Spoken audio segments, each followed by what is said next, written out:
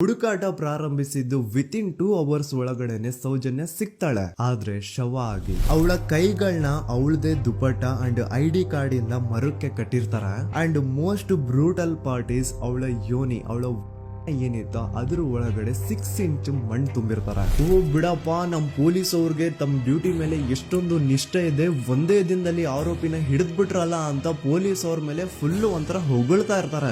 ಆದ್ರೆ ಪಾಪ ಜನರಿಗೆ ಎಲ್ಲಿ ಗೊತ್ತಿತ್ತು ಈ ಕೇಸ್ ನ ರಿಯಲ್ ಆರೋಪಿ ಬೇರೆ ಯಾರೋ ಇದಾರೆ, ಪೊಲೀಸ್ ಅವರೇ ಈ ಕೇಸ್ ನ ಮಿಸ್ಲೀಡ್ ಮಾಡೋದಕ್ಕೆ ಸುಮ್ನೆ ಸಂತೋಷ್ನ ಅರೆಸ್ಟ್ ಮಾಡಿದ್ದಾರೆ ಅಂತ. ಪೊಲೀಸ್ ಅವರು ಈ ಕೇಸ್ ಅಲ್ಲಿ ಕರಪ್ಟ್ ಆಗಿದ್ದಾರೆ, ಪೊಲೀಸ್ ಅವರೇ ಸತ್ಯ ಮುಚ್ಚಿಡ್ಲಿಕ್ಕೆ ಟ್ರೈ ಮಾಡ್ತಿದ್ದಾರೆ. ಹಾಗಾಗಿ ಈ ಕೇಸ್ ನ ಇನ್ಮುಂದೆ ಪೊಲೀಸ್ ಅವರಲ್ಲದೆ CBI ಅವರು ಇನ್ವೆಸ್ಟಿಗೇಷನ್ ಮಾಡಬೇಕು, ಈ ಕೇಸ್ ನ CBI ಒಪ್ಸಿ ಅಂತ ಅಗೇನ್ ಪ್ರೊಟೆಸ್ಟ್ ಗಳು ಸ್ಟಾರ್ಟ್ ಆಗ್ತವೆ. ಸೌಜನ್ಯ ಕೇಸ್ ಒಂದೇ ಅಲ್ಲ, ನಾರಾಯಣ ಹಾಗೂ ಯಮುನಾ ಕೇಸಲ್ಲೂ, ವೇದವಲ್ಲಿ ಕೇಸಲ್ಲೂ, ಆ ಬ್ಯಾಂಕ್ ಮ್ಯಾನೇಜರ್ ನ ಕೇಸಲ್ಲೂ ಹಾಗೂ ಪದ್ಮಲತಾ ಕೇಸಲ್ಲೂ ಸೀದಾ ಡೈರೆಕ್ಟ್ ಡೌಟ್ ಬರೋದೆ ಊರಿನ ಗೌಡ್ರ ಮೇಲೆ. ಸೌಜನ್ಯ ಕೇಸ್ ಬಿಟ್ಟು ಆ ಇನ್ನೊಂದು ಕೇಸ್ ಯಾವ್ದು, ಅದಕ್ಕೂ ಸಂತೋಷ್ಗೂ ಏನ್ ಸಂಬಂಧ, ಅದ್ರಲ್ಲಿ ಯಾಕೆ ಸಂತೋಷ್ನ ಪೊಲೀಸ್ ಅವರು ಫಿಟ್ ಮಾಡಿದ್ರು ಅಂತ ಪ್ರತಿಯೊಂದು ಹೇಳ್ತೀನಿ.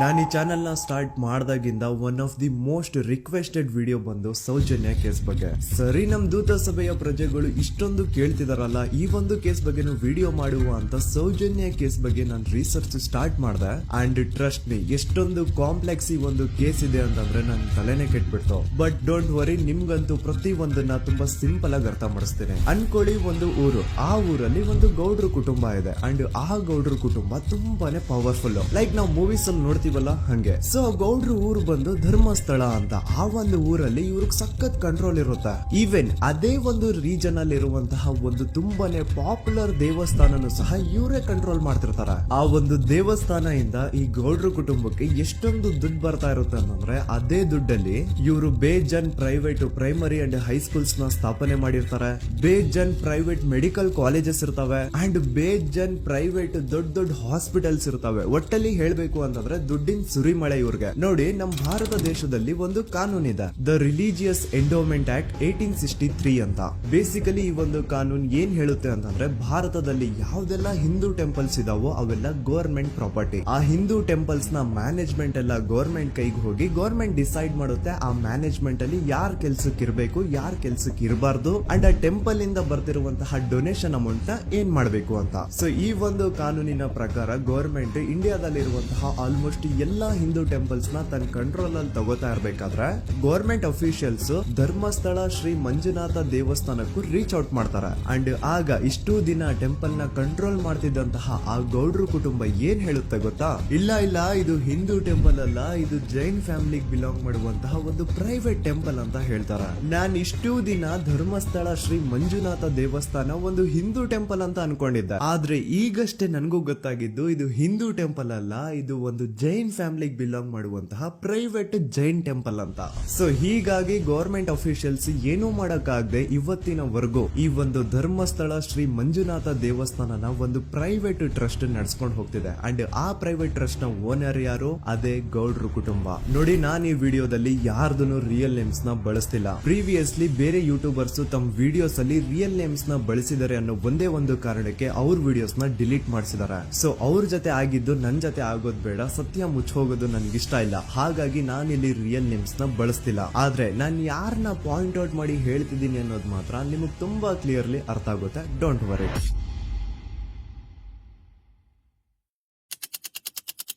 ದಿನಾಂಕ 9/10/2012. A very normal day for every one except Soujanya. Dharmasthala ಹತ್ರ ಇರುವಂತಹ ಪಂಗಳನ್ನು ಒಂದು ಸಣ್ಣ ಹಳ್ಳಿಗೆ ಬಿಲಾಂಗ್ ಮಾಡುವಂತಹ ಸೌಜನ್ಯ ತುಂಬಾನೇ ಒಳ್ಳೆ ಹುಡುಗಿ. SDM ಕಾಲೇಜ್ ಆಫ್ ಉಜ್ರಿಯಲ್ಲಿ 2nd PUC ಓದ್ತಿದ್ದಂತಹ ಇವಳು ತುಂಬಾನೇ ಬ್ರೈಟ್ ಸ್ಟೂಡೆಂಟ್ ಕೂಡ. ಸೊ ಒಂದು ದಿನ ಅಂದ್ರೆ 9 ಅಕ್ಟೋಬರ್ 2012 ಬೆಳಿಗ್ಗೆ 7:30-8 ಗಂಟೆ ಹಾಗೆ ಆಸ್ ಯೂಶುವಲ್ ತನ್ನ ಕಾಲೇಜ್ ಹೋಗೋದಕ್ಕೆ ರೆಡಿ ಆಗ್ತಿರ್ತಾಳೆ. ಅವತ್ತು ಮಂಗಳವಾರದ ದಿನ ಅಂಡ್ ಅವತ್ತು ಲೋಕಲ್ ಫೆಸ್ಟಿವಲ್ ಬೇರೆ ಇರುತ್ತೆ, ಹೊಸ ಅಕ್ಕಿ ಅಂತ. ಈ ಒಂದು ಲೋಕಲ್ ಫೆಸ್ಟಿವಲ್ ದಿನ ಮನೆ ಒಳಗಡೆ ಏನೇ ಅಡುಗೆ ಮಾಡಿದ್ರು ಹೊಸ ಅಕ್ಕಿನೇ ಬಳಸಬೇಕು. ಸೊ ಹೊಸ ಅಕ್ಕಿ ತಂದು ಬ್ರೇಕ್ಫಾಸ್ಟ್ ನ ರೆಡಿ ಮಾಡೋಷ್ಟ್ರಲ್ಲಿ ಸೌಜನ್ಯ ಅವ್ರ ತಾಯಿ ತುಂಬಾ ಲೇಟ್ ಮಾಡ್ತಾರೆ. ಸೊ ಕಾಲೇಜ್ಗೆ ಲೇಟ್ ಆಗ್ತಿದೆ ಅಂತ ಈ ಸೌಜನ್ಯ ಟಿಫಿನ್ ಸಹ ಮಾಡದೆ ಹಾಗೆ ಹೋಗ್ತಾಳೆ. ಅವಳ ತಲೆಯಲ್ಲಿ ಏನಿತ್ತು ಅಂತಂದ್ರೆ, ಹೆಂಗೋ ಇವತ್ತು ಲೋಕಲ್ ಫೆಸ್ಟಿವಲ್ ಬೇರೆ ಇದೆ, ಹಾಗಾಗಿ ಮೇ ಬಿ ಕಾಲೇಜು ಬೇಗ ಬಿಡ್ಬೋದು, ಸೊ ಮಧ್ಯಾಹ್ನ ಡೈರೆಕ್ಟ್ ಮನೆಗೆ ಬಂದು ಊಟ ಮಾಡುವ ಬಿಡು ಅಂತ ಅವಳು ಅನ್ಕೊಂಡಿರ್ತಾಳೆ. ಆದ್ರೆ ಕಾಲೇಜ್ ಹೋಗಾದ್ಮೇಲೆ ಗೊತ್ತಾಗುತ್ತೆ ಅವತ್ತು ಅವಳಿಗೆ ಸ್ಪೆಷಲ್ ಕ್ಲಾಸಸ್ ಬೇರೆ ಇದೆ ಅಂತ. ಸೌಜನ್ಯ ಬ್ರೇಕ್ಫಾಸ್ಟ್ ಕೂಡ ಮಾಡಿರಲ್ಲ ಅಂಡ್ ಲಂಚ್ ಬಾಕ್ಸ್ ಕೂಡ ತಂದಿರಲ್ಲ. ಹಾಗಾಗಿ ಲಂಚ್ ಟೈಮ್ ಅಲ್ಲಿ ಸೌಜನ್ಯನ ಒಬ್ಳು ಫ್ರೆಂಡ್ ಜಾನ್ವಿ ತಾನ್ ತಂದಿರುವಂತಹ ಲಂಚ್ ಬಾಕ್ಸ್ ಅಲ್ಲಿ ಒಂದಿಷ್ಟು ಲಂಚ್ ನ ಆಫರ್ ಮಾಡ್ತಾಳ. ಆದ್ರೆ ಸೌಜನ್ಯ ಪರವಾಗಿಲ್ಲ ನೀನ್ ತಿನ್ನು, ನಾನ್ ಮನೆಗೆ ಹೋಗ್ಬಿಟ್ಟು ಊಟ ಮಾಡ್ಕೊಂತೀನಿ ಅಂತ ಹೇಳ್ತಾಳ. ಸುಮಾರು ಮಧ್ಯಾಹ್ನದ 3:45ಕ್ಕೆ ಕಾಲೇಜ್ ಬಿಡುತ್ತೆ. ಸೌಜನ್ಯ ಕಾಲೇಜ್ ಇಂದ ಬಸ್ ಅಲ್ಲಿ ಬಂದು ನೇತ್ರಾವತಿ ಬಸ್ ಸ್ಟಾಪ್ ಹತ್ರ ಇಳ್ಕೋತಾಳ. ಅವಳ ಜೊತೆ ಅವಳ ಕ್ಲಾಸ್ ಮೇಟ್ಸ್ ಅಂಡ್ ಫ್ರೆಂಡ್ಸ್ ಎಲ್ಲ ಇರ್ತಾರೆ. ಸೊ ಅವ್ರಿಗೆಲ್ಲ ಬಾಯ್ ಹೇಳ್ಬಿಟ್ಟು ಸೌಜನ್ಯ ತನ್ನ ಮನೆ ಕಡೆಗೆ ಹೊರಡ್ತಾಳ. ನೇತ್ರಾವತಿ ಬಸ್ ಸ್ಟಾಪ್ ಇಂದ ಸೌಜನ್ಯ ಮನೆಗೆ 20 ಮಿನಿಟ್ಸ್ ನ ವಾಕ್ ಇರುತ್ತೆ. ಮ್ಯಾಕ್ಸ್ ಟು ಮ್ಯಾಕ್ಸ್ 30 ಮಿನಿಟ್ ಹಿಡಿಬಹುದು. ಸೊ ಸೌಜನ್ಯ ನಡ್ಕೊಂಡು ಮನೆ ಕಡೆಗೆ ಹೋಗ್ತಾ ಇರ್ತಾಳೆ. ಒಂದ್ ಸ್ವಲ್ಪ ದೂರದಲ್ಲಿ ಪ್ರಕೃತಿ ಹಾಸ್ಪಿಟಲ್ ಅಂತ ಒಂದಿರುತ್ತೆ. ಅಲ್ಲಿನ ಸೆಕ್ಯೂರಿಟಿ ಗಾರ್ಡ್ ಸೌಜನ್ಯ ನಡ್ಕೊಂಡು ಹೋಗ್ತಾ ಇರೋದನ್ನ ನೋಡ್ತಾನೆ ಕೂಡ. ನಂತರ ಸೌಜನ್ಯ ಒಂದು 10 ನಿಮಿಷ ಹಂಗೆ ಮುಂದೆ ನಡ್ಕೊಂಡು ಹೋಗಾದ್ಮೇಲೆ ಸೌಜನ್ಯಗೆ ತನ್ನ ಮಾವ ಸಿಗ್ತಾರ. ಅವರು ಸೌಜನ್ಯನ ನೋಡಿ ಮಾತಾಡಿಸ್ತಾರೆ. ಯಾಕಮ್ಮ ಕಾಲೇಜಿಂದ ಇಷ್ಟು ಲೇಟ್ ಬರ್ತಿದೀಯಾ ಅಂತ ಕೇಳ್ತಾರೆ. ಆಗ ಸೌಜನ್ಯ ಇಲ್ಲ ಮಾವ, ಕಾಲೇಜಲ್ಲಿ ಸ್ಪೆಷಲ್ ಕ್ಲಾಸ್ ಇತ್ತು ಹಾಗಾಗಿ ಲೇಟ್ ಆಗ್ಬಿಡ್ತು ಅಂತ ಹೇಳಿ ಒಂದೆರಡು ಮಾತಾಡಿಸಿ ನಂತರ ತನ್ನ ಮನೆ ಕಡೆಗೆ ತಾನು ಹೊರಡ್ತಾಳ. ಈಗ ಆ ಒಂದು ಪಾಯಿಂಟ್ ಇಂದ ಸೌಜನ್ಯಗೆ ತನ್ನ ಮನೆ ಹೋಗ್ಲಿಕ್ಕೆ 10 ನಿಮಿಷ ಬೇಕು. ಮ್ಯಾಕ್ಸ್ ಟು ಮ್ಯಾಕ್ಸ್ 20 ಮಿನಿಟ್ ಅನ್ಕೊಳ್ಳಿ. 3:45ಕ್ಕೆ ಕಾಲೇಜ್ ಬಿಟ್ರೆ ಅರೌಂಡ್ 4:30ಗೆ ಮನೇಲಿ ಇರ್ಬೇಕಾಗಿದ್ದು ಹುಡುಗಿ 6:30-7 ಗಂಟೆ ಆಗಿದ್ರು ಮನೆಗೆ ಸೇರಿರಲ್ಲ. ಸೊ ಮನೇಲಿ ಸೌಜನ್ಯ ಅವ್ರ ತಾಯಿಗೆ ಟೆನ್ಷನ್ ಸ್ಟಾರ್ಟ್ ಆಗುತ್ತೆ. ಏನಪ್ಪಾ ಈ ಹುಡುಗಿ ಎಷ್ಟೊತ್ತಾದ್ರೂ ಇನ್ನು ಮನೆಗ್ ಬಂದಿಲ್ವಲ್ಲ ಅಂತ. ಸೊ ಅವ್ರೇನ್ ಮಾಡ್ತಾರೆ, ಸೌಜನ್ಯ ಅವ್ರ ತಂದೆ ಕಾಲ್ ಮಾಡ್ಬಿಟ್ಟು ರೀ ಹಿಂಗೆ 3:30-4 ಗಂಟೆಗೆ ಕಾಲೇಜಿಂದ ಮನೆಗ್ ಬರ್ತಿದ್ದಿದ್ ನಮ್ ಹುಡುಗಿ ಇವತ್ತು 7 ಗಂಟೆ ಆದ್ರೂ ಇನ್ನು ಮನೆಗ್ ಬಂದಿಲ್ಲ, ನೀವು ಸ್ವಲ್ಪ ಬೇಗ ಮನೆಗ್ ಬಂದು ವಿಚಾರಿಸಿ ಅಂತ ಗಾಬ್ರಿಲಿ ಹೇಳ್ತಾರ. ಸರಿ ಅಂತ ಸೌಜನ್ಯ ಅವ್ರ ತಂದೆ ಮನೆಗ್ ಬಂದ್ಬಿಟ್ಟು ಸೌಜನ್ಯನ ಫ್ರೆಂಡ್ಸ್ ಕ್ಲಾಸ್ ಮೇಟ್ಸ್ ಯಾರ್ದೆಲ್ಲ ಅವ್ರ ಹತ್ರ ನಂಬರ್ ಇರುತ್ತೋ ಅವ್ರಿಗೆಲ್ಲ ಕಾಲ್ ಮಾಡ್ಬಿಟ್ಟು ಸೌಜನ್ಯ ಬಗ್ಗೆ ಕೇಳ್ತಾರ. ನಮ್ ಹುಡುಗಿ ಏನಾದ್ರೂ ನಿಮ್ ಮನೆಗ್ ಬಂದಿದ್ದಾಳ ಅಮ್ಮ ಅಂತ. ಆದ್ರೆ ಸೌಜನ್ಯನ ಫ್ರೆಂಡ್ಸ್ ಅಂಡ್ ಕ್ಲಾಸ್ ಮೇಟ್ಸ್ ಎಲ್ಲ ಇಲ್ಲ ಅಂಕಲ್ ನಮ್ ಮನೆಗಂತೂ ಸೌಜನ್ಯ ಏನು ಬಂದಿಲ್ಲ, ಅವಳು ಬಸ್ ಸ್ಟಾಪ್ ಇಂದ ಸೀದಾ ನಿಮ್ ಮನೆ ಕಡೆಗೇನೆ ಹೊರಟ್ಲಲ್ವಾ, ಯಾಕೆ ಇನ್ನೂ ಬಂದಿಲ್ವಾ ಅಂತ ಕೇಳ್ತಾರ. ಆಗ ಸೌಜನ್ಯ ಅವ್ರ ತಂದೆ ಇಲ್ಲಮ್ಮ ಬಂದಿಲ್ಲ ಹಾಗಾಗಿನೇ ಕಾಲ್ ಮಾಡಿರೋದು ಅಂತ ಹೇಳಿ ಕಾಲ್ ಕಟ್ ಮಾಡ್ತಾರ. ದೆನ್ ಸೌಜನ್ಯ ಅವ್ರ ತಂದೆ ಸೌಜನ್ಯ ಅವ್ರ ಮಾವ ಕಾಲ್ ಮಾಡ್ತಾರ. ಅಳಿಯ ಎಲ್ಲಿದ್ಯಾ, ನನ್ ಮಗಳು ಇನ್ನು ಮನೆಗ್ ಬಂದಿಲ್ಲ, ನೀನೇನಾದ್ರೂ ಅವಳನ್ನ ನೋಡ್ದ ಅಂತ ಕೇಳ್ತಾರ. ಆ ಕಡೆಯಿಂದ ಅವರು ಸೌಜನ್ಯನ ಮಾವ ಹೇಳ್ತಾರೆ, ಹ್ಞೂ ನಾನ್ ನೋಡ್ದೆ, 4 ಕಾಲು ಹಾಗೆ ಆ ಹುಡುಗಿ ಕಾಲೇಜಿಂದ ಬರ್ಬೇಕಾದ್ರೆ ನನಗ್ ಕಾಣಿಸಿದ್ಲು, ನಾನ್ ಸ್ವಲ್ಪ ಮಾತಾಡ್ದೆ ಅವಳ ಹತ್ರ, ಅದಾದ್ಮೇಲೆ ಅವಳು ಮನೆ ಕಡೆ ಹೋದ್ಲಲ್ಲ, ಯಾಕೆ ಇನ್ನೂ ಬಂದಿಲ್ವಾ ಅಂತ ಅವರೇ ಉಲ್ಟಾ ಕ್ವಶನ್ ಕೇಳ್ತಾರ. ಈ ಕಡೆ ಸೌಜನ್ಯ ಅವ್ರ ತಂದೆ ಇಲ್ಲ 7 ಗಂಟೆ ಆದ್ರೂ ಮಗು ಇನ್ನು ಮನೆಗ್ ಬಂದಿಲ್ಲ, ನಮ್ಗೆ ಯಾಕೋ ತುಂಬಾ ಗಾಬರಿ ಆಗ್ತಿದೆ, ನೀನೊಂದ್ ಕೆಲ್ಸ ಮಾಡು ನಮ್ಮವ್ರನ್ನೆಲ್ಲ ಸೇರ್ಸು ಎಲ್ರೂ ಸೇರಿ ಹುಡುಕುವ ಅವಳನ್ನ ಅಂತ ಸುಮಾರು ರಾತ್ರಿ 7 ಗಂಟೆಯಿಂದ ಹಿಡಿದು 11 ಗಂಟೆವರೆಗೂ ಸೌಜನ್ಯನ ಮನೆಯವರು ಅಂಡ್ ಊರಿನ ಜನ 200-300 ಜನ ಸೇರ್ಕೊಂಡು ಸೌಜನ್ಯನ ಹುಡುಕ್ತಾರೆ. ಆದ್ರೆ ಸೌಜನ್ಯನ ಒಂದು ಸುಳಿವು ಸಿಗಲ್ಲ. ಸೊ ಕೊನೆಗೆ ಸಹಾಯ ಕೇಳ್ತಾ ರಾತ್ರಿ 11 ಗಂಟೆ ಹಾಗೆ ಸೌಜನ್ಯನ ತಂದೆ ತಾಯಿ ಅಂಡ್ ಊರಿನ ಜನ ಎಲ್ಲ ಬೆಳ್ತಂಗಡಿ ಪೊಲೀಸ್ ಸ್ಟೇಷನ್ ಹತ್ರ ಹೋಗ್ತಾರ. ಅಲ್ಲಿ ಪೊಲೀಸ್ ಅವ್ರ ಹತ್ರ ಕಾಲೇಜ್ ಹೋಗಿದ್ ನಮ್ ಹುಡುಗಿ ಇಷ್ಟೊತ್ತಾದ್ರೂ ಇನ್ನು ಮನೆಗ್ ಬಂದಿಲ್ಲ, ಎಷ್ಟು ಹುಡುಕಿದ್ರು ಸಿಗ್ತಾ ಇಲ್ಲ, ಸೊ ಪ್ಲೀಸ್ ಒಂದು ಮಿಸ್ಸಿಂಗ್ ರಿಪೋರ್ಟ್ ನ ಫೈಲ್ ಮಾಡಿ ನಮ್ ಹುಡುಗಿನ ಹುಡುಕೊಡಿ ಅಂತ ಕೇಳ್ಕೊತಾರ. ಆದ್ರೆ ಪೊಲೀಸ್ ಅವರು ಒಪ್ಪಲ್ಲ. ಇಲ್ಲ ಯಾವುದೇ ಪರ್ಸನ್ ಮಿಸ್ಸಿಂಗ್ ಆದ್ರೆ ಆಫ್ಟರ್ 24 ಅವರ್ಸ್ ಆದ್ಮೇಲೆ ರಿಪೋರ್ಟ್ ಫೈಲ್ ಮಾಡಕ್ಕಾಗೋದು. ಸೊ ನೀವ್ ಒಂದ್ ಕೆಲ್ಸ ಮಾಡಿ, ಈಗ ಮನೆಗ್ ಹೋಗಿ ನಾಳೆ ಬೆಳಿಗ್ಗೆವರೆಗೂ ನೋಡಿ, ನಾಳೆ ಬೆಳಿಗ್ಗೆವರೆಗೂ ನಿಮ್ ಮಗಳು ನಿಮ್ ಮನೆಗ್ ಬಂದಿಲ್ಲ ಅಂತಂದ್ರೆ ಆಗ ಬಂದ್ಬಿಟ್ಟು ಮಿಸ್ಸಿಂಗ್ ರಿಪೋರ್ಟ್ ನ ಫೈಲ್ ಮಾಡಿಸಿ ಅಂತ ಹೇಳಿ ಕಳಿಸ್ತಾರ. ಆಗ ಆಲ್ಮೋಸ್ಟ್ ಮಿಡ್ ನೈಟ್ ಆಗಿರೋದ್ರಿಂದ ಅಂಡ್ ಮಳೆ ಬೇರೆ ತುಂಬಾ ಜೋರಾಗಿ ಬರ್ತಾ ಇರುತ್ತೆ. ಸೊ ಈ ಸಿಚುವೇಶನ್ ಅಲ್ಲಿ ಸೌಜನ್ಯನ ಹುಡುಕ್ಲಿಕ್ಕೆ ಆಗಲ್ಲ. ನಾಳೆ ಬೆಳಿಗ್ಗೆ ಸೇರ್ಕೊಂಡು ಅಗೇನ್ ಎಲ್ರು ಸೌಜನ್ಯನ ಹುಡುಕುವ ಅಂತ ಸೌಜನ್ಯನ ಮನೆಯವರು ಅಂಡ್ ಊರಿನ ಜನ ಎಲ್ರು ತಮ್ಮ ಮನೆಗೆ ಹೋಗ್ಬಿಡ್ತಾರ.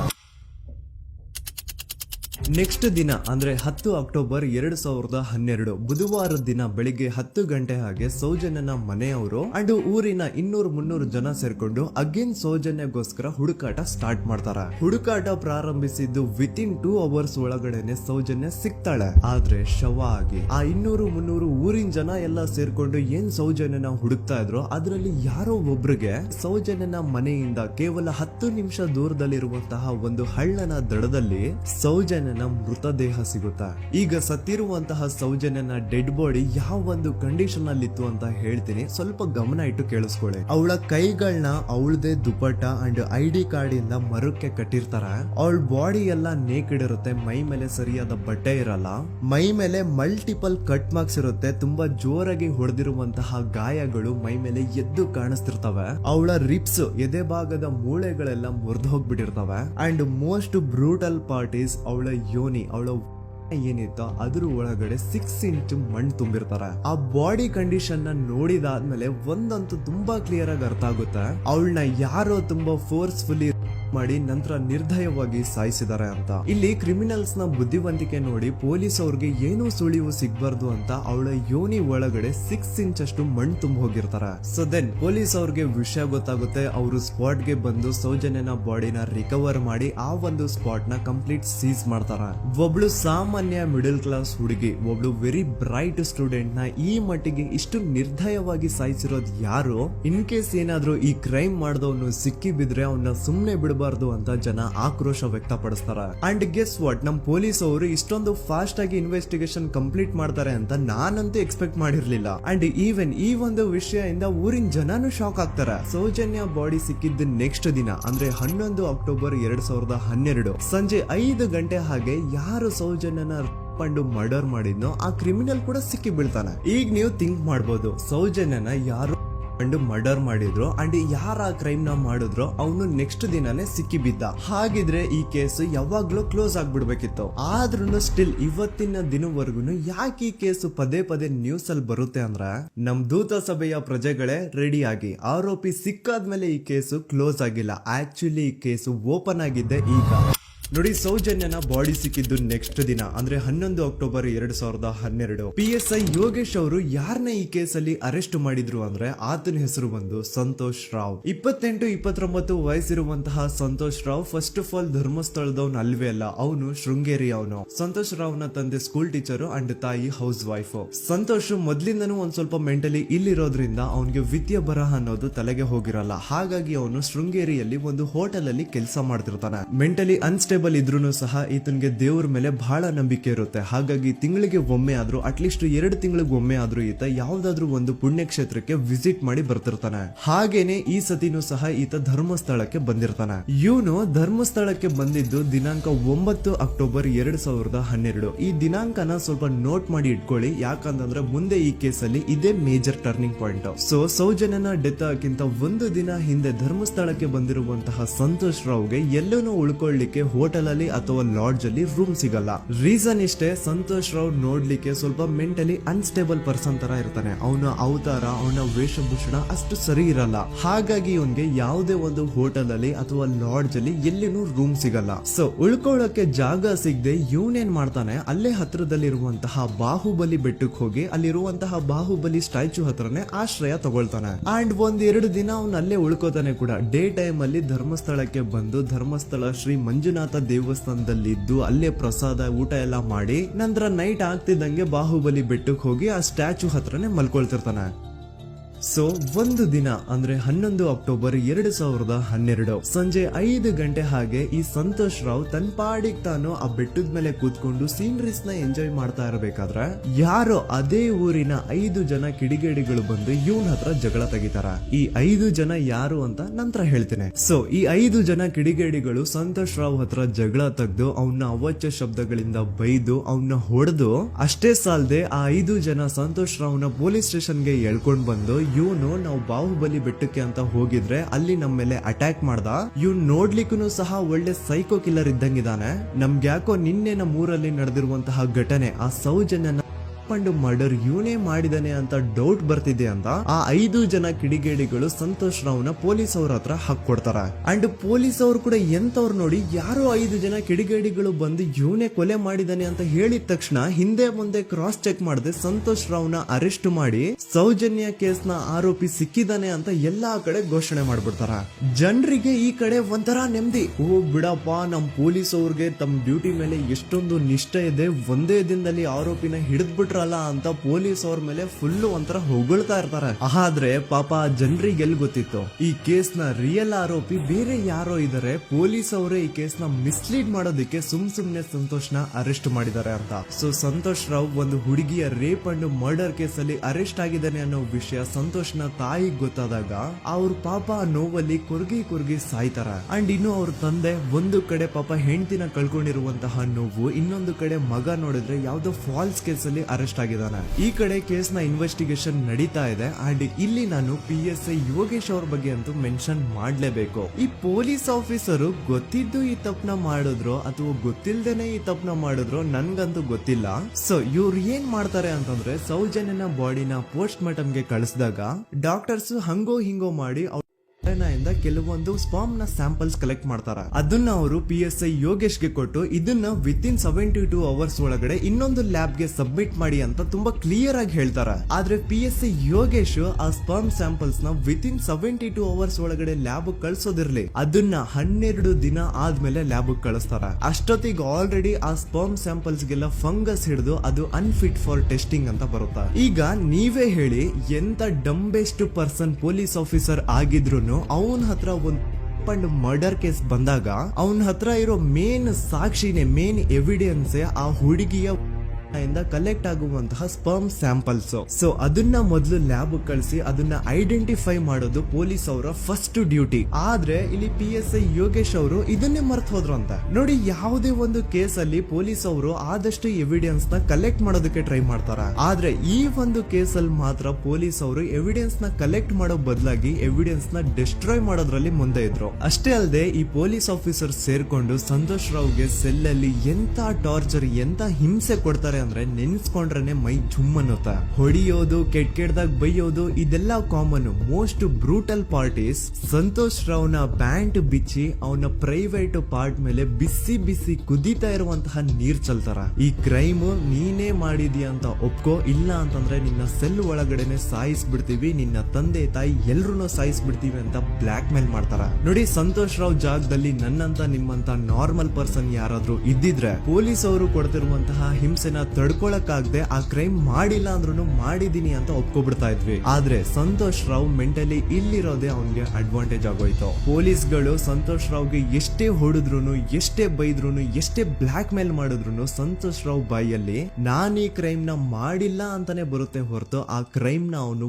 ಒಪ್ಕೊಳ್ಳೋದೇ ಇಲ್ಲ. ದೆನ್ ಕೋರ್ಟ್ ಟ್ರಯಲ್ಸ್ ಸ್ಟಾರ್ಟ್ ಆಗುತ್ತೆ. ಈ ಕ್ರೈಮ್ ನ ಸಂತೋಷೇ ಮಾಡಿದಾನೆ ಅಂತ ಸೌಜನ್ಯ ಕಡೆಯ ಲಾಯರ್ ವಾದ ಮಾಡ್ತಾನೆ. ಅದಕ್ಕೆ ಆಪೋಸಿಟ್ ಆಗಿ ಸಂತೋಷ್ ರಾವ್ ಕಡೆಯಿಂದ ಒಬ್ರು ಲಾಯರ್ ಇಲ್ಲ, ಸಂತೋಷ್ ರಾವ್ ಈ ಕ್ರೈಮ್ ನ ಮಾಡ್ಲಿಕ್ಕೆ ಸಾಧ್ಯನೇ ಇಲ್ಲ ಅಂತ ವಾದ ಮಾಡ್ತಿರ್ತಾರ. ಅಂಡ್ ಕೋರ್ಟ್ ಇಂದ ಆಚೆಗಡೆ ಸಂತೋಷ್ ರಾವ್ ನ ಅಗೇನ್ಸ್ಟ್ ಸ್ಟೂಡೆಂಟ್ಸ್ ಪ್ರೊಟೆಸ್ಟ್ ನಡೆಯುತ್ತೆ, ಪಬ್ಲಿಕ್ ಪ್ರೊಟೆಸ್ಟ್ ನಡೆಯುತ್ತೆ. ಅರೆಸ್ಟ್ ಆಗಿರುವಂತಹ ಸಂತೋಷ್ ರಾವ್ಗೆ ಗಲ್ಲಿಗೇರಿಸ್ರಿ ಅಂತ ಅವ್ರು ಡಿಮ್ಯಾಂಡ್ ಮಾಡ್ತಿರ್ತಾರ. ಸೊ ಹೀಗೆ ಒಂದು 2-3 ವರ್ಷ ಕಳೆದು ಹೋಗುತ್ತಾ. ನಂತರ ಒಂದು ಕೋರ್ಟ್ ಟ್ರಯಲ್ ಅಲ್ಲಿ ಸಂತೋಷ್ ರಾವ್ ಪರವಾಗಿ ಹೋರಾಡ್ತಿದ್ದಂತಹ ಲಾಯರ್ ಯಾಕೆ ಈ ಕೇಸ್ ಅಲ್ಲಿ ಸಂತೋಷ್ ಆರೋಪಿ ಅಲ್ಲ ಅಂತ ಪ್ರೂವ್ ಮಾಡ್ಲಿಕ್ಕೆ ಕೆಲವೊಂದು ಪಾಯಿಂಟ್ಸ್ ನ ಮುಂದೆ ಇಡ್ತಾರ.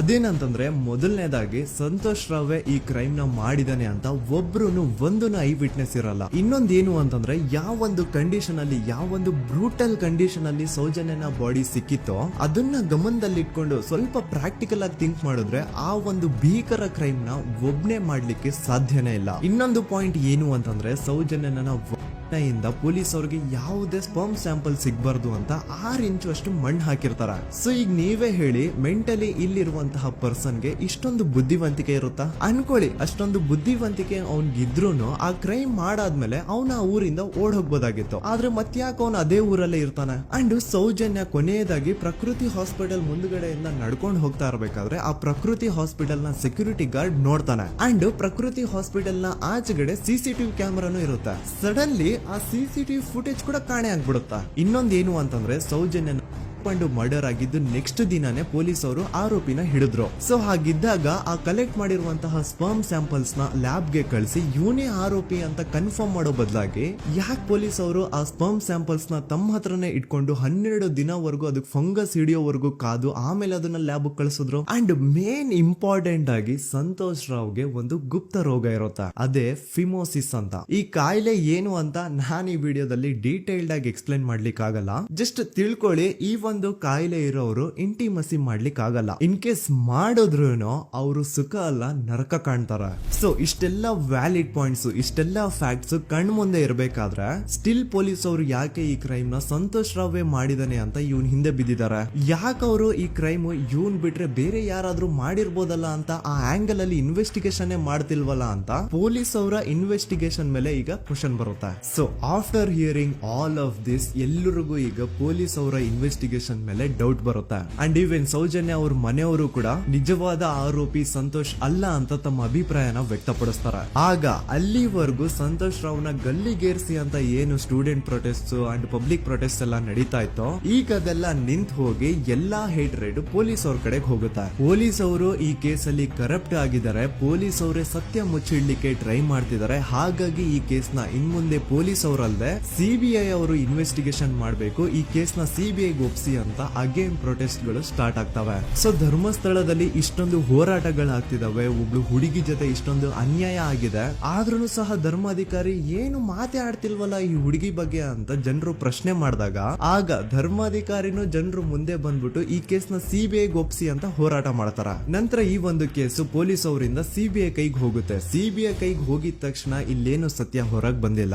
ಆ ಸಿಬಿಐ ಅವರು 3-4 ವರ್ಷ ಟೈಮ್ ತಗೊಂಡು ಮತ್ತೆ ಈ ಒಂದು ಕೇಸ್ ನ ರೀ ಇನ್ವೆಸ್ಟಿಗೇಷನ್ ಮಾಡ್ತಾರ. ಆದ್ರೆ ಅಲ್ಲೇನು ಇನ್ವೆಸ್ಟಿಗೇಷನ್ ಮಾಡ್ಲಿಕ್ಕೆ ಉಳ್ದೇ ಇರಲ್ಲ. ಆ ಪೊಲೀಸ್ ಅವರು ಅವ್ರ ಕೈಯಲ್ಲಿ ಈ ಕೇಸ್ ಇದ್ದಷ್ಟು ದಿನ ಎಷ್ಟಾಗುತ್ತೋ ಅಷ್ಟು ಎವಿಡೆನ್ಸ್ ನ ಡಿಸ್ಟ್ರಾಯ್ ಮಾಡ್ಬಿಟ್ಟಿರ್ತಾರ. ಸೊ ಹಾಗಾಗಿ ಅಲ್ಲಿ ಸಿಬಿಐ ಅವ್ರಿಗೆ ಇನ್ವೆಸ್ಟಿಗೇಷನ್ ಮಾಡ್ಲಿಕ್ಕೆ ಏನ್ ಉಳ್ದೇ ಇರಲ್ಲ. ಆದ್ರೂ ಸ್ಟಿಲ್ ಅವರು 3-4 ಇಯರ್ಸ್ ಟೈಮ್ ತಗೊಂಡು ನಂತರ ಫೈನಲಿ ಒಂದು ರಿಪೋರ್ಟ್ ನ ಕೋರ್ಟ್ ಗೆ ಸಬ್ಮಿಟ್ ಮಾಡ್ತಾರ. ಅಂಡ್ ಸಿಬಿಐ ಅವರು ಕೋರ್ಟ್ ಗೆ ಸಬ್ಮಿಟ್ ಮಾಡಿರುವಂತಹ ಆ ಒಂದು ರಿಪೋರ್ಟ್ ಅಲ್ಲಿ ಏನಿತ್ತು ಅಂದ್ರೆ ಸಿಬಿಐ ಇನ್ವೆಸ್ಟಿಗೇಷನ್ ಕನ್ಫರ್ಮ್ಸ್ ದಟ್ ಈ ಒಂದು ಕ್ರೈಮ್ ನ ಸಂತೋಷ್ ರಾವ್ ಮಾಡಿದಾನೆ ಅಂತ. ಆದ್ರೆ ಐರಾನಿ ಈಸ್ ಇದೇ ಒಂದು ರಿಪೋರ್ಟ್ ಅಲ್ಲಿ ಇವ್ರು ಏನ್ ಹೇಳ್ತಾರೆ ಅಂದ್ರೆ ಅವ್ರಿಗೆ ಯಾವುದೇ ತರ ಎವಿಡೆನ್ಸ್ ಸಿಕ್ಕಿಲ್ಲ ಅಂತ. ಯಾಕಂದ್ರೆ ಈ ಸೌಜನ್ಯ ಕೇಸ್ ಪೊಲೀಸ್ ಅವ್ರ ಕೈಯಲ್ಲಿ ಇದ್ದಾಗ ಪೊಲೀಸ್ ಅವರು ತಮ್ಮ ನಿರ್ಲಕ್ಷ್ಯದಿಂದ ಎಲ್ಲಾ ಎವಿಡೆನ್ಸ್ ನ ಕಳ್ಕೊಂಡ್ಬಿಟ್ಟಿರ್ತಾರ. ಅಂತದ್ರಲ್ಲಿ ಯಾವ ಒಂದು ಆಧಾರದ ಮೇಲೆ ಇವರು ಸಂತೋಷ್ ರಾವ್ ಈ ಕ್ರೈಮ್ ನ ಮಾಡಿದ್ದಾರೆ ಅಂತ ಕ್ವಶನ್ ಮಾಡಿದಾಗ ಸಿಬಿಐ ಅವ್ರ ಕಡೆಯಿಂದ ನೋ ಆನ್ಸರ್. ನೋಡಿ, ಮೊದ್ಲು ಈ ಒಂದು ಕೇಸ್ ನ ಪೊಲೀಸ್ ಅವರು ಇನ್ವೆಸ್ಟಿಗೇಷನ್ ಮಾಡಿ ನಂತರ ಈ ಒಂದು ಕೇಸ್ ಸಿಬಿಐ ಅವ್ರ ಕೈಗೆ ಹೋಗಿ ಅವರು 3-4 ವರ್ಷ ಟೈಮ್ ತಗೊಂಡು ಇನ್ವೆಸ್ಟಿಗೇಷನ್ ಮಾಡಿ ದೆನ್ ಫೈನಲ್ ರಿಪೋರ್ಟ್ ನ ಕೋರ್ಟ್ ಗೆ ಸಬ್ಮಿಟ್ ಮಾಡೋಷ್ಟ್ರಲ್ಲಿ ಸುಮಾರು 5-6 ವರ್ಷ ಕಳೆದು ಹೋಗಿರುತ್ತೆ. ಅಂಡ್ ಸ್ಟಿಲ್ ಈ ಒಂದು ಕೇಸ್ ಅಲ್ಲಿ ಏನೂ ಕನ್ಕ್ಲೂಷನ್ ಸಿಕ್ಕಿರಲ್ಲ. ಎವ್ರಿ ಇಯರ್ ಸೌಜನ್ಯನ ಬರ್ತ್ಡೇ ಇದ್ದಾಗ ಅಥವಾ ತಿಥಿ ಇದ್ದಾಗ ಅವಳನ್ನ ನೆನೆಸ್ಕೊಂಡು ಅವಳ ಹೆಸರಲ್ಲಿ public protest and student protest ನಡೀತಾನೆ ಇರ್ತವೆ. ಸೊ ಒಂದು ದಿನ ಈ ಒಂದು ಪ್ರೊಟೆಸ್ಟ್ ಗಳ ನ್ಯೂಸ್ ಗಿರೀಶ್ ಮುಟ್ಟಣ್ಣನವರ ಗಮನಕ್ಕೆ ಬರುತ್ತೆ. ಯಾರು ಈ ಗಿರೀಶ್ ಮುಟ್ಟಣ್ಣನವರ ಅಂದ್ರೆ ಇವರು very honest X police man. ನೀವು ನಂಬಲ್ಲ, ಇವ್ರು ಪೊಲೀಸ್ ಆಫೀಸರ್ ಇದ್ದಾಗ ಪಬ್ಲಿಕ್ ಅಲ್ಲಿ ಒಬ್ಬ MLA ಹೊಡೆದಿರ್ತಾರ. ಅಷ್ಟೇ ಅಲ್ಲ, ಪೊಲೀಸ್ ಡಿಪಾರ್ಟ್ಮೆಂಟ್ ಅಲ್ಲಿ ಕರಪ್ಷನ್ ಇದೆ, ಕರಪ್ಷನ್ ಇದ್ದಿದ್ ಕಡೆ ನಾನ್ ಇರಲ್ಲ ಅಂತ ಹೇಳ್ಬಿಟ್ಟು ತಮ್ಮ ಪೊಲೀಸ್ ಡ್ಯೂಟಿನ ಬಿಟ್ಬಿಟ್ಟು ಈಗ ಸಮಾಜದಲ್ಲಿ ಏನೇ ಅನ್ಯಾಯ ಆಗಿದ್ರು ಅದ್ರ ಅಗೇನ್ಸ್ಟ್ ವಾಯ್ಸ್ ರೈಸ್ ಮಾಡ್ತಿದಾರ. ಸೊ ಈ ಗಿರೀಶ್ ಮುಟ್ಟಣ್ಣನವರಿಗೆ ಸೌಜನ್ಯ ಕೇಸ್ ಬಗ್ಗೆ ಗೊತ್ತಾದಾಗ ಅವ್ರಿಗೆ ಈ ಕೇಸು ತುಂಬಾನೇ ಕಾಡುತ್ತೆ.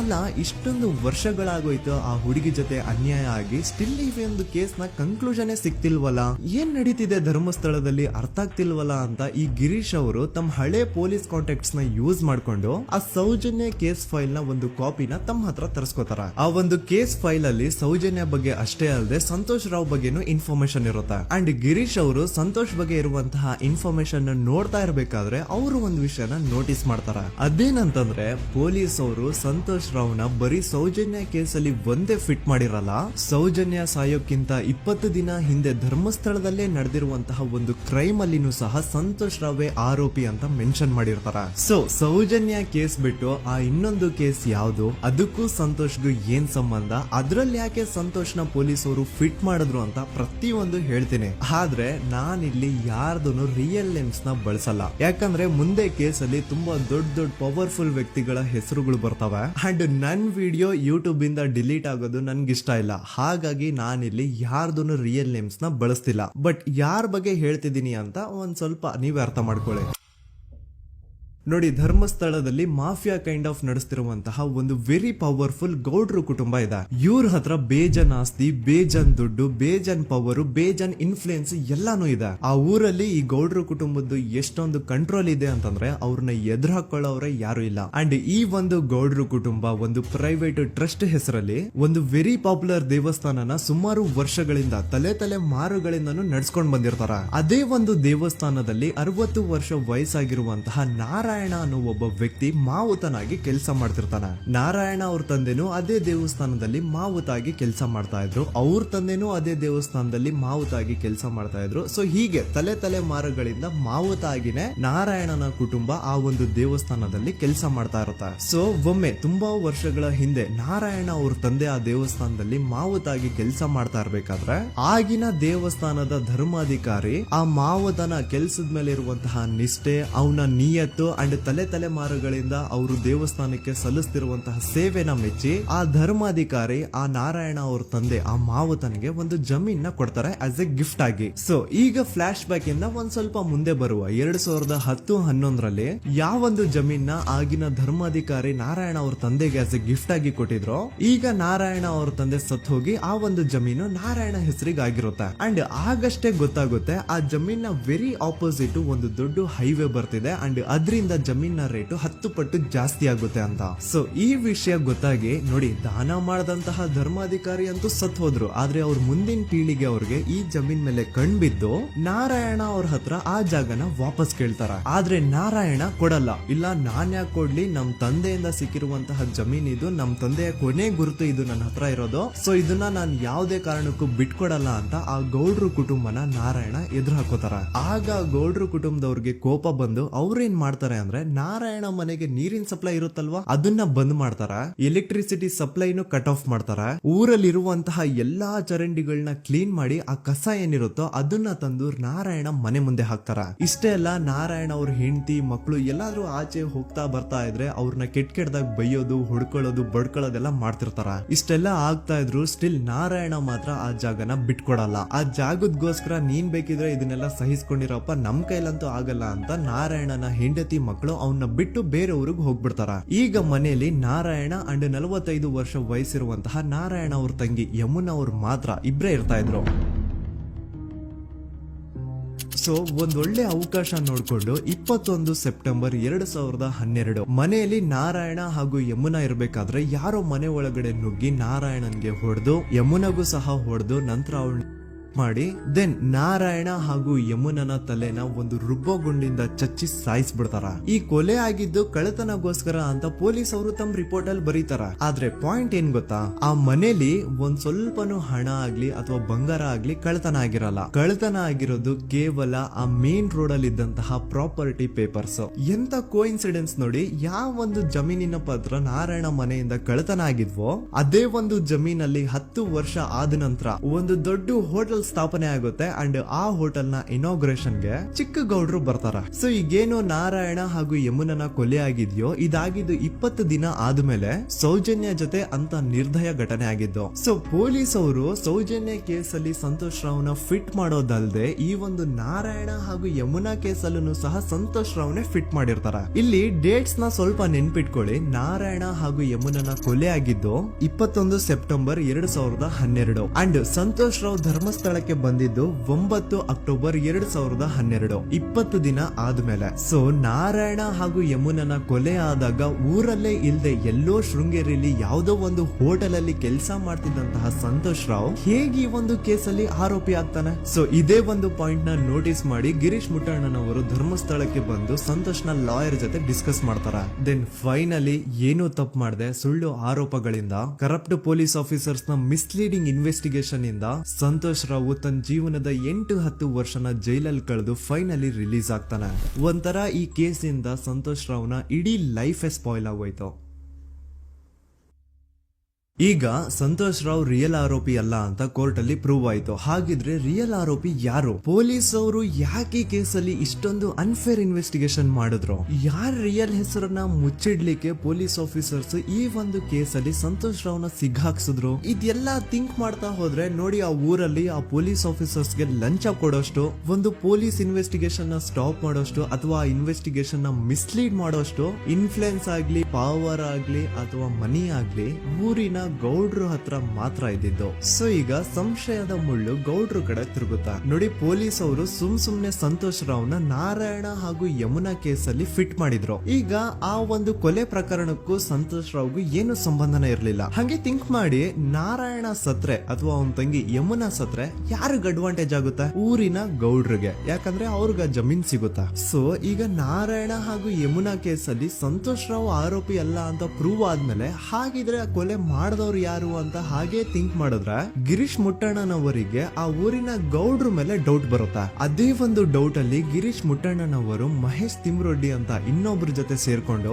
ಈ ಹಿಂದೆ ಆ ಒಂದು ಊರಲ್ಲಿ ಆ ಧರ್ಮಸ್ಥಳದಲ್ಲಿ ಈ ಊರಿನ ಗೌಡ್ರು ಯಾವ್ದಾವ್ದೆಲ್ಲ ಕ್ರೈಮ್ಗಳು ಮಾಡಿದಾರೆ ಅಂತ ಊರಿನ ಜನರಿಂದ ತಿಳ್ಕೊತಾರ. ನಂತರ ಆ ಊರಿನ ಜನ ಯಾವ್ದಾವ್ದೆಲ್ಲ ಮ್ಯಾಟರ್ಸ್ ಹೇಳಿದ್ರು ಆ ಕೇಸ್ ಫೈಲ್ಸ್ ನೆಲ್ಲ ತಿರುಗಿಸಿ ಮುರುಗಿಸಿ ನೋಡಿದಾಗ ನೀವು ನಂಬಲ್ಲ, ಸೌಜನ್ಯ ಕೇಸ್ ಏನೇನು ಅಲ್ಲ, ಅದಕ್ಕಿಂತ ಭೀಕರ ಕೊಲೆಗಳು ಧರ್ಮಸ್ಥಳದಲ್ಲಿ ಆಗಿವೆ ಅಂಡ್ ಎಲ್ಲಾ ಕೊಲೆಗಳ ಹಿಂದೆ ಗೌಡ್ರು ಕುಟುಂಬದ್ದೇ ಕೈ ಇದೆ ಅಂತ ಎದ್ದು ಕಾಣಿಸುತ್ತೆ. 1977 ವೇದಾವಲ್ಲಿ ಕೇಸ್. ಅಂಡ್ ಈ ಒಂದು ಪ್ರೈವೇಟ್ ಸ್ಕೂಲ್ ಬೇರೆ ಯಾರ್ದು ಅಲ್ಲ, ಆ ಗೌಡ್ರು ಕುಟುಂಬದ. ಈ ಸ್ಕೂಲ್ ಅಲ್ಲಿ 1977 ಅಲ್ಲಿ ವೇದಾವಲ್ಲಿ ಅಂತ ಒಬ್ರು ಟೀಚರ್ ವರ್ಕ್ ಮಾಡ್ತಿರ್ತಾರ.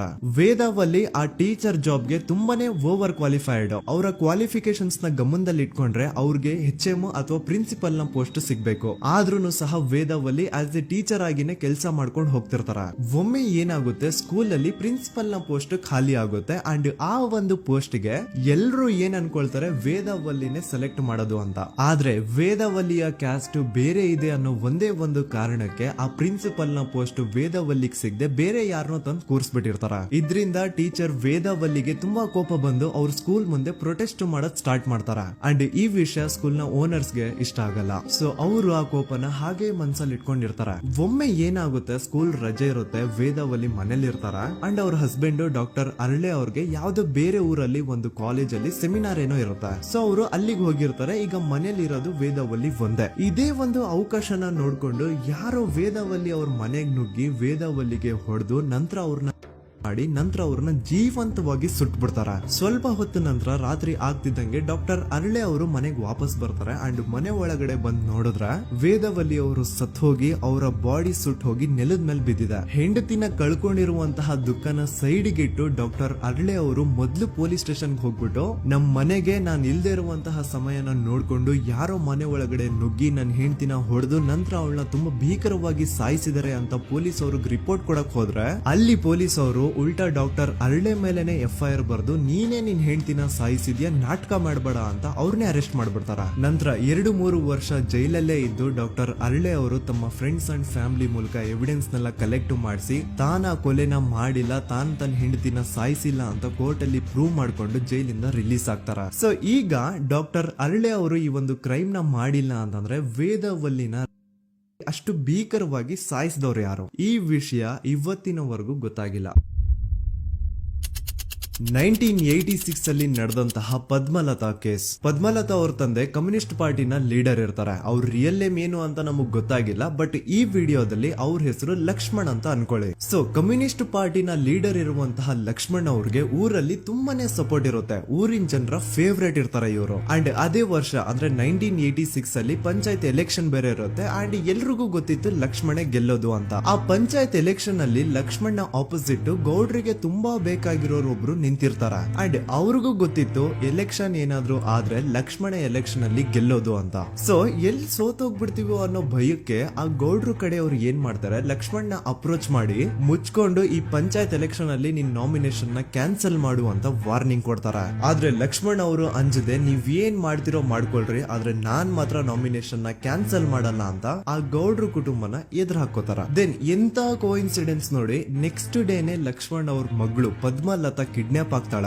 ಸುಮಾರು 56 ದಿನ ಅವಳನ್ನ ಯಾರೋ ಕಿಡ್ನಾಪ್ ಮಾಡ್ತಾರೆ ಅಂಡ್ ಆ 56 ದಿನ ಡೈಲಿ ಅವಳನ್ನ ಶೋಷಣೆ ಕೂಡ ಮಾಡ್ತಾರ. ನಂತರ 56 ದಿನ ಆದ್ಮೇಲೆ ಪದ್ಮಲತನ ಬಾಡಿ ನೇತ್ರಾವತಿ ನದಿಲಿ ತೇಲ್ತಾ ಸಿಗುತ್ತಾ. ಆಸ್ ಎಕ್ಸ್ಪೆಕ್ಟೆಡ್ ಈ ಕೇಸಲ್ಲೂ ಪೊಲೀಸ್ ಅವ್ರ ಕಡೆಯಿಂದ ಪ್ರಾಪರ್ ಇನ್ವೆಸ್ಟಿಗೇಷನ್ ಆಗಲ್ಲ ಅಂಡ್ ಯಾರ್ ಪದ್ಮಲತನ ಕಿಡ್ನಾಪ್ ಮಾಡಿದ್ರು, ಯಾರು ಅವಳನ್ನ 15 ದಿನವರೆಗೂ ಶೋಷಣೆ ಮಾಡಿ ನಂತರ ಅವಳನ್ನ ಅಷ್ಟು ಭೀಕರವಾಗಿ ಸಾಯಿಸಿದ್ರು ಅಂತ ಇವತ್ತಿನ ದಿನದವರೆಗೂ ಗೊತ್ತಾಗಿಲ್ಲ.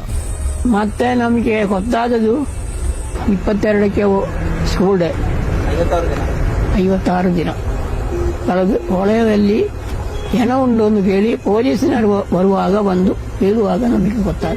ಅವರು ನನ್ನನ್ನು ಕರ್ಕೊಂಡು ಹೋಗಿ ಅಲ್ಲಿ ಹೋಗಿದೆ.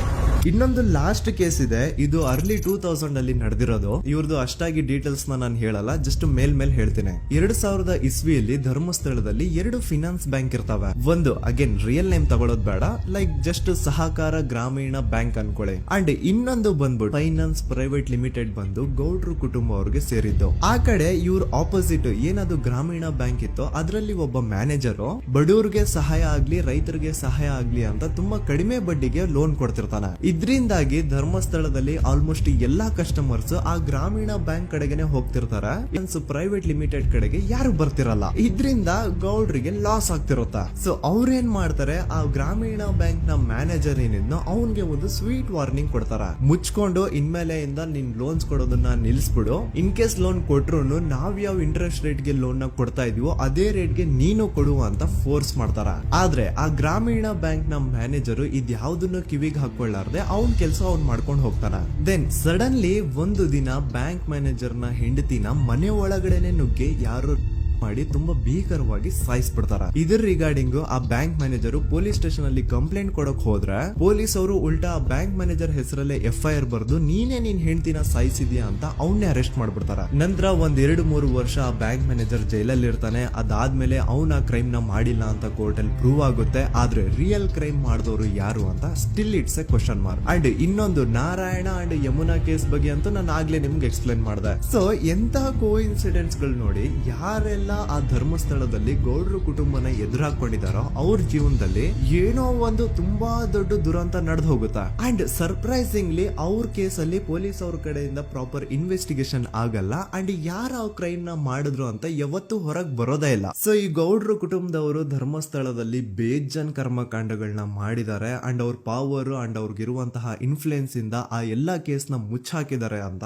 ಮಹೇಶ್ ಹಾಗೂ ಗಿರೀಶ್ ಮುಟ್ಟಣ್ಣನವರ ಹೇಳಿಕೆ ಆಗಿದೆ. ಸೊ ಗೌಡ್ರು ಫ್ಯಾಮಿಲಿನ ಟ್ರ್ಯಾಕ್ ರೆಕಾರ್ಡ್ ನೋಡಿದ್ರೆ ಧರ್ಮಸ್ಥಳದಲ್ಲಿ ಒಂದು ಹುಡುಗಿನ ರೇಪ್ ಅಂಡ್ ಮರ್ಡರ್ ಮಾಡಿ ದೆನ್ ಪೊಲೀಸ್ ಅವ್ರಿಗೆ ಲಂಚ ಕೊಟ್ಟು ಇನ್ವೆಸ್ಟಿಗೇಷನ್ ನ ಮಿಸ್ಲೀಡ್ ಮಾಡೋಷ್ಟು ಪವರ್ ಇನ್ಫ್ಲೂಯೆನ್ಸ್ ಈ ಗೌಡ್ರು ಕುಟುಂಬಕ್ಕೆ ಮಾತ್ರ ಇರೋದು. ಈಗ ಸಂತೋಷ್ ರಾವ್ ಅಂತೂ ಸೌಜನ್ಯ ಕೇಸಲ್ಲಿ ಆರೋಪಿ ಅಲ್ಲ ಅಂತ ಪ್ರೂವ್ ಆಯ್ತು. ಹಾಗಿದ್ರೆ ರಿಯಲ್ ಆರೋಪಿ ಯಾರು? ನೆನಪು ಮಾಡ್ಕೊಳ್ಳಿ, 11 ಅಕ್ಟೋಬರ್ 2012 ಸಂಜೆ 5 ಗಂಟೆ ಹಾಗೆ ಬಾಹುಬಲಿ ಬೆಟ್ಟದಲ್ಲಿ ಸಂತೋಷ್ ರಾವ್ ತನ್ನ ಪಾಡಿಗೆ ತಾನು ಸೀನರೀಸ್ ನ ಎಂಜಾಯ್ ಮಾಡ್ಕೊಂಡು ಸುಮ್ನೆ ಕೂತಿರ್ಬೇಕಾದ್ರೆ ಅವನ ಹತ್ರ 5 ಜನ ಕಿಡಿಗೇಡಿಗಳು ಬಂದು ಜಗಳ ತೆಗಿತಾರ. ಆ 5 ಜನ ಕಿಡಿಗೇಡಿಗಳು ಯಾರು ಅಂತ ನಾನು ಇಲ್ಲಿವರೆಗೂ ನಿಮ್ಗೆ ಹೇಳಿಲ್ಲ. ಸೊ ಅವರು ಬೇರೆ ಯಾರು ಅಲ್ಲ, ಚಿಕ್ಕ ಗೌಡ್ರು ಮಗ ನಿಶಾಂತ್ ಜೈನ್ ನ ವೆರಿ ಕ್ಲೋಸ್ ಫ್ರೆಂಡ್ಸ್. ಅವ್ರ ದಣಿ ಮಾಡಿರುವಂತಹ ಕ್ರೈಮ್ ಅಲ್ಲಿ ಬೇರೆ ಯಾರನ್ನಾದ್ರೂ ಸಿಗಿಸ್ಬೇಕಲ್ಲ ಅಂತ ಇವ್ರು ಬಕ್ರ ಹುಡುಕ್ತಾ ಇರ್ಬೇಕಾದ್ರೆ ಆಗ ಇವ್ರಿಗೆ ಸಿಗೋದೆ ಸಂತೋಷ್ ರಾವ್. ಅಗೇನ್ ಇನ್ನೊಂದು ಎಂತ ಕೋಇನ್ಸಿಡೆನ್ಸ್ ನೋಡಿ, ಸಂತೋಷ್ ರಾವ್ ಸೌಜನ್ಯ ಕೇಸಲ್ಲಿ ಅರೆಸ್ಟ್ ಆದ ನಂತರ ಚಿಕ್ಕ ಗೌಡ್ರು ಮಗ ನಿಶಾಂತ್ ಜೈನ್ ದೇಶನೇ ಬಿಟ್ಟು ಹೋಗ್ಬಿಡ್ತಾನ. ಈ ಕೇಸಲ್ಲಿ ಚಿಕ್ಕ ಗೌಡ್ರು ಮಗ ಇನ್ವಾಲ್ವ್ಮೆಂಟ್ ಇದೆ ಅಂತ ಯಾರಿಗೂ ಡೌಟೇ ಬರ್ತಾ ಇರ್ಲಿಲ್ಲ. ಡೌಟ್ ಯಾವಾಗ ಬಂತು ಅಂದ್ರೆ ಆ 5 ಜನ ಕಿಡಿಗೇಡಿಗಳು ಯಾರು ಸಂತೋಷ್ನ ಈ ಒಂದು ಕೇಸಲ್ಲಿ ಸಿಗಾಕ್ಸಿದ್ರು ಆ 5 ಜನರಲ್ಲಿ ಒಬ್ಬ ರವಿ ಪೂಜಾರಿ ಅಂತಾನು ಇರ್ತಾನೆ. ಅವನ್ಗೆ ತಾನು ತಪ್ಪು ಮಾಡಿದೀನಿ ಅಂತ ಗಿಲ್ಟ್ ಕಾಡುತ್ತೋ ಅಥವಾ ಬೇರೆ ಏನೋ ಗೊತ್ತಿಲ್ಲ, ಆದ್ರೆ ಅವನೇ ಸ್ವತಃ ಪೊಲೀಸ್ ಅವ್ರ ಹತ್ರ ಹೋಗ್ಬಿಟ್ಟು ಸೌಜನ್ಯ ಕೇಸಲ್ಲಿ ನಿಜವಾದ ಆರೋಪಿ ಸಂತೋಷ್ ಅಲ್ಲ ಕಂಡ್ರು, ಅವನ್ನ ಸುಮ್ನೆ ಸಿಗಾಕ್ಸಿರೋದಷ್ಟೇ, ನಿಜವಾದ ಆರೋಪಿಗಳು ಚಿಕ್ಕ ಗೌಡ್ರು ಮಗ ನಿಶಾಂತ್ ಜೈನ್ ಅಂಡ್ ಅವನ್ ಫ್ರೆಂಡ್ಸ್ ಸೂರಜ್, ಕಿರಣ್ ಅಂಡ್ ಕಣ್ಮಣಿ ಅಂತ. ಈ ಎಲ್ಲಾ ವಿಷಯನ ರವಿ ಪೂಜಾರಿ ಪೊಲೀಸ್ ಅವ್ರಿಗೆ ತಿಳಿಸ್ತಾನೆ. ಅಗೇನ್ ಎಂತ ಒಂದು ಕೋಇನ್ಸಿಡೆನ್ಸ್ ನೋಡಿ, ಈ ವಿಷಯಗಳನ್ನ ಊರಿನ ಜನರು ಮುಂದೆ ಹೇಳಿದಂತಹ ರವಿ ಪೂಜಾರಿ ಆಕಸ್ಮಿಕವಾಗಿ ಸತ್ತು ಹೋಗ್ಬಿಡ್ತಾನೆ. ಇವನು ಹೇಳಿದ್ದು ನಿಜ ಅಂತ ಜನರಿಗೆ ಯಾವಾಗ ಕನ್ಫರ್ಮ್ ಆಗುತ್ತೆ ಅಂದ್ರೆ ಸೌಜನ್ಯಗೆ ತುಂಬಾ ಹತ್ರವಾದವ್ರು ಒಬ್ರು ಯಶೋಧ ಅನ್ನೋರು ಕೋರ್ಟ್ ಅಲ್ಲಿ ಬಂದ್ಬಿಟ್ಟು ಸೌಜನ್ಯ ಕೊಲೆ ಆಗಿದ್ದ ದಿನ ಆ ಒಂದು ಸ್ಪಾಟ್ ಅಲ್ಲಿ ನಾನು ಈ 3 ಜನರನ್ನ ನೋಡಿದ್ದೆ ಅಂತ ಸಾಕ್ಷಿ ಹೇಳ್ತಾರೆ. ಈಗ ಎಲ್ಲಾ ಡಾಟ್ಸ್ ನ ಕನೆಕ್ಟ್ ಮಾಡ್ತಾ ಹೋದ್ರೆ ಸೌಜನ್ಯ ಕೇಸ್ ಒಂದೇ ಅಲ್ಲ, ನಾರಾಯಣ ಹಾಗೂ ಯಮುನಾ ಕೇಸಲ್ಲೂ, ವೇದವಲ್ಲಿ ಕೇಸಲ್ಲೂ, ಆ ಬ್ಯಾಂಕ್ ಮ್ಯಾನೇಜರ್ ನ ಕೇಸಲ್ಲೂ ಹಾಗೂ ಪದ್ಮಲತಾ ಕೇಸಲ್ಲೂ ಸೀದಾ ಡೈರೆಕ್ಟ್ ಡೌಟ್ ಬರೋದೆ ಊರಿನ ಗೌಡ್ರ ಮೇಲೆ. I really want to appreciate Kudla rampage YouTube channel, third eye YouTube channel, Girish ಮುಟ್ಟಣ್ಣನವರು ಸರ್ ಹಾಗೂ ಮಹೇಶ್ ಅವರು ಅಂಡ್ ಆಲ್ ಅದರ್ಸ್. ಇವರ ಕಾನ್ಸ್ಟೆಂಟ್ ಎಫರ್ಟ್ಸ್ ಇಂದಾನೆ ಸತ್ಯ ಏನಂತ 1 by 1 ಹೊರಗೆ ಬರ್ತಿದೆ and they are trying their level best to catch real criminals. At present Soujanya case ಬಗ್ಗೆ ಅಪ್ಡೇಟ್ ಏನು ಅಂತಂದ್ರೆ ಹೈಕೋರ್ಟ್ ವರೆಗೂ ಈ ಒಂದು ಕೇಸ್ ಹೋಗಿದೆ ಅಂಡ್ ಈ ಕೇಸ್ ಅಲ್ಲಿ ಈಗ ಇನ್ನೊಮ್ಮೆ ಮತ್ತೆ ಫ್ರೆಶ್ ಆಗಿ ರೀಇನ್ವೆಸ್ಟಿಗೇಷನ್ ಸ್ಟಾರ್ಟ್ ಆಗಬೇಕು ಅಂತ ಹೋರಾಟ ನಡೀತಿದೆ. ಸುದೂತ ಪ್ರಜೆಗಳೇ, ಇದಾಗಿತ್ತು ಸೌಜನ್ಯ ಕೇಸ್ ಬಗ್ಗೆ ನಮ್ಮ ಒಂದು ಡೀಟೇಲ್ಡ್ ವಿಡಿಯೋ. ಈ ವಿಡಿಯೋದಲ್ಲಿ ನನ್ನಿಂದ ಎಲ್ಲಾದ್ರೂ ಏನಾದ್ರೂ ಚಿಕ್ಕ ಪುಟ್ಟ ಇನ್ಫಾರ್ಮೇಶನ್ ಮಿಸ್ ಆಗಿದ್ರೆ ಅಥವಾ ಮಿಸ್ಟೇಕ್ ಆಗಿದ್ರೆ ಅದನ್ನ ದಯವಿಟ್ಟು ಕಮೆಂಟ್ ಸೆಕ್ಷನ್ ಅಲ್ಲಿ ಹೈಲೈಟ್ ಮಾಡಿ. ಈ ವಿಡಿಯೋ ಯಾವಾಗ ಯೂಟ್ಯೂಬ್ ಇಂದ ಡಿಲೀಟ್ ಆಗುತ್ತೋ ನನ್ಗಂತೂ ಗೊತ್ತಿಲ್ಲ. ಸೊ ಪ್ಲೀಸ್ ಆದಷ್ಟು ಬೇಗ ಇದನ್ನ ಎಲ್ಲಾ ಕಡೆ ಶೇರ್ ಮಾಡಿ. ಓಕೆ ಪ್ರಜೆಗಳೇ, ಇವತ್ತಿಗಿಷ್ಟು ಸಾಕು ಅನ್ಕೊಳ್ತೀನಿ. ನಾನು ನಿಮ್ಮ ದೂತ ಸಮೀರ್ MD. ಮತ್ತೆ ಸಿಗ್ತೀನಿ ನೆಕ್ಸ್ಟ್ ವಿಡಿಯೋದಲ್ಲಿ.